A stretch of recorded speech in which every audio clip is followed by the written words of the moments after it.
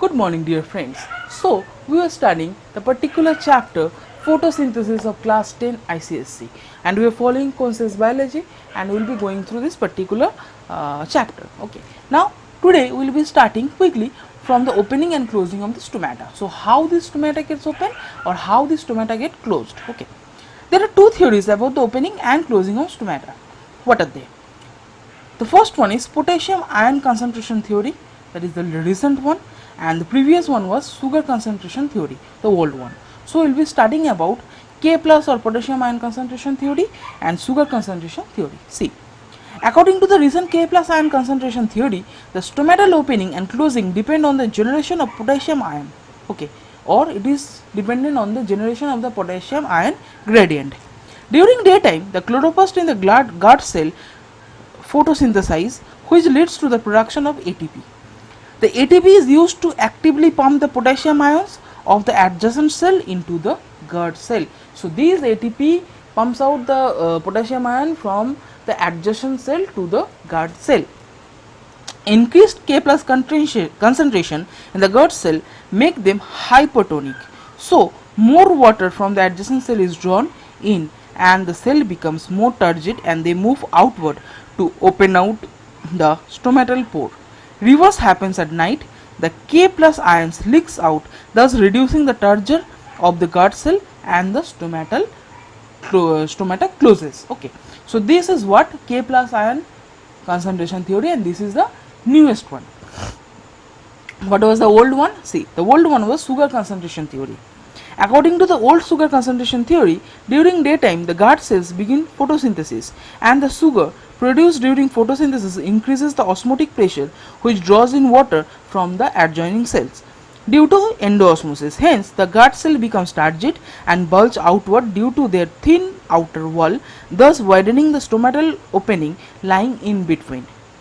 As the stomatal opens, the diffuse of the gas in and out begins for fulfilling the need of photosynthesis, and allowing the transpiration.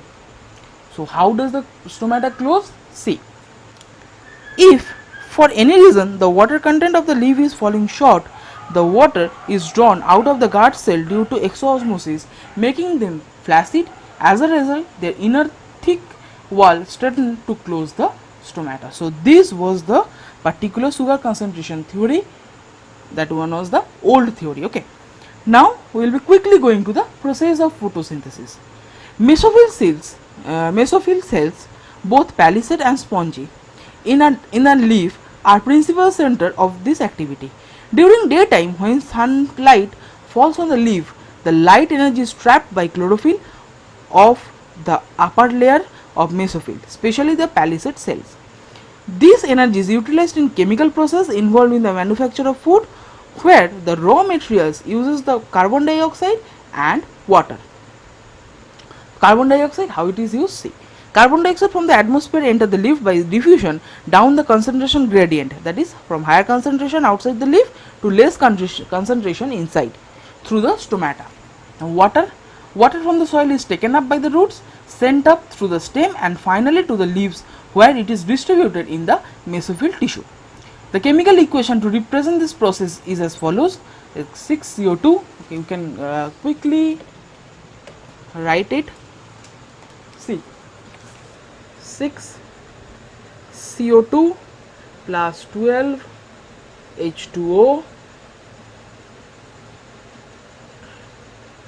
C6 H12 O6 plus 6 H2O plus 6 O2. Okay, 6 O2 is been getting evaporated and it is light energy and chlorophyll. So this is the formula or the chemical equation that represent the process is as follows. So this is what 6 CO2 plus 12 H2O, light energy and chlorophyll. In presence of that, it goes to 6 C6H12O6 plus 6 H2O plus 6 O2, which gets evaporated. Okay, now see, the glucose molecule C6H12O6 is a simple sugar readily soluble in water, so that it can readily get soluble in the water. The 6 molecules of H2O liberated at the end of the process are those that are reformed during the chain of reactions and are not out of the original ones. So these are again like what I say, they are again like reformed. Okay. So two main phases of photosynthesis, light dependent phase and light independent phase, these will be continuing in our next class. Okay, but up till this I hope it is clear to you all, so go through it. This chapter is not that lengthy, but you need to understand this chapter. Okay, if you do not understand this chapter, it will be very tough for you. I am repeatedly telling you, because there are several equations, you need to understand several points, 7 parts, and your board is knocking at the door, right? So go through it. We'll be going, or we'll be continuing in the next tutorial. Don't worry, just go through it, and I hope it is clear. If you have any query, ask me, text me, call me, or WhatsApp me, or you can like comment here also. So whatever be the problem, I am here for you all. Take care of yourself, take care of your family, stay safe, stay happy, and enjoy, have fun. We'll be meeting in the next tutorial. Thank you.